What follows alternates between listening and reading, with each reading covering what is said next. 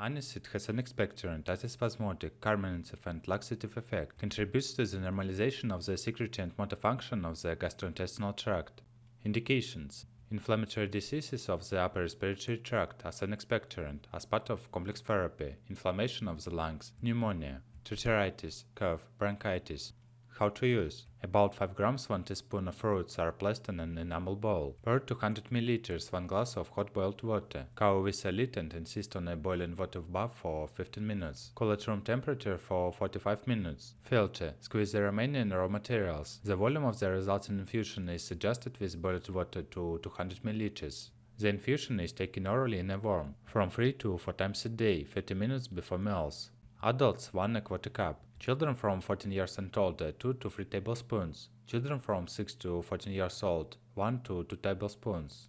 Children from 3 to 5 years old 1 to 2 teaspoons. Children from 1 to 3 years old 1 teaspoon. Children under 1 year 1/2 teaspoon.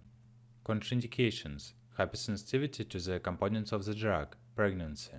Side effects: allergic reactions are possible. Storage conditions: in a dry place protected from light. Ready infusion in a cool place no more than 2 days. Keep out of reach of children.